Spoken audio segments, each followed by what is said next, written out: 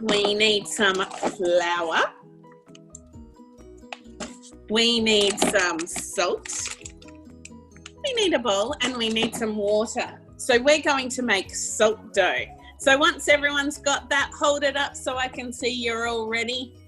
Here. So for this one, we're going to make our own fossil. Now I'm going to show you some that I made with my daughter Emily yesterday.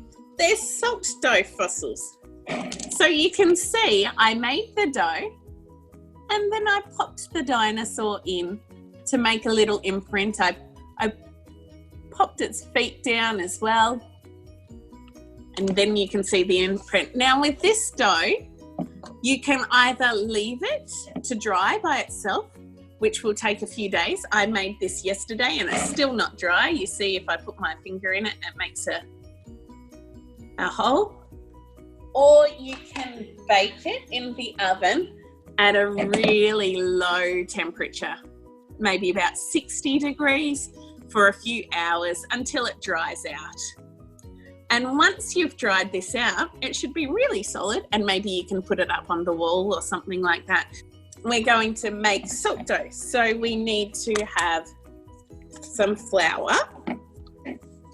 Now I'm going to put about a cup of flour and a cup of salt. But what you need to do if you want to make more or less is just make sure that it's the equal amount.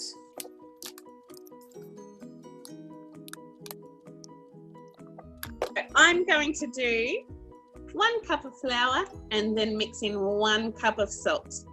If you want to do less, you can have half a cup of flour and half a cup of salt. If you want to do more, you can have 2 cups of flour and 2 cups of salt. And now I'm going to mix this up with my hands. Now I have mixed all my salt in with my flour. Now I'm going to start putting a little bit of water in at a time, just a little bit. My hands are going to get really messy because I'm going to mix it with my hands. If you want to use a spoon, that's fine too. And look, this didn't do much. It's still really floury, so I'm going to have to put some more in.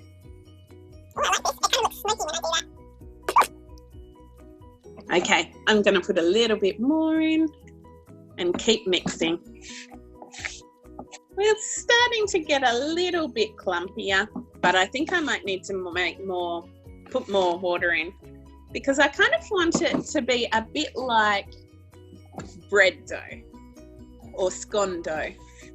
And you know what? Actually, if you're making bread or scones or anything like that, they're great science experiments to see the changes that happen in the dough when you cook them or you let it sit for a little while, because that's chemistry. Mixing 2 things together and it changing, that's a chemical reaction.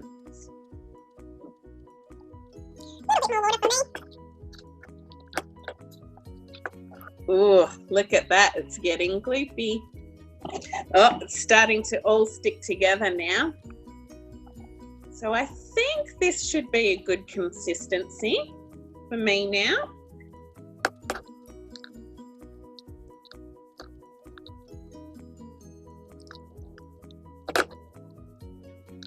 Okay, see, I've managed to make mine into a ball here.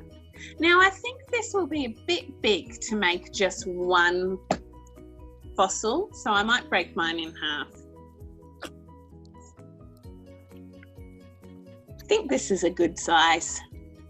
And I'm going to pop mine on a plate and kind of push it down a bit, so it's probably about that thick.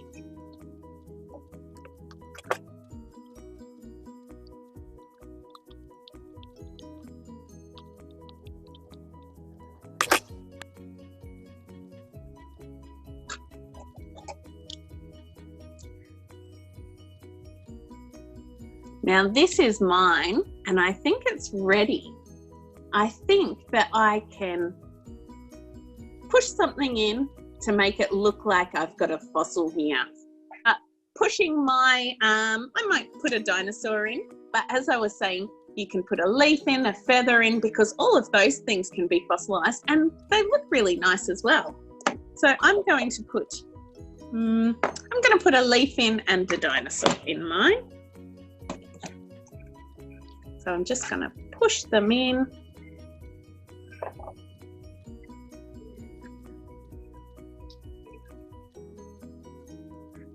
And I might do some footprints as well.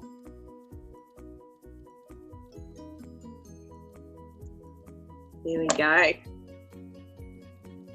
So now that's ready to just leave or to bake, whatever you like. But like I said, bake it at a very low temperature for a long time. I really like the leaf there. I think it looks good.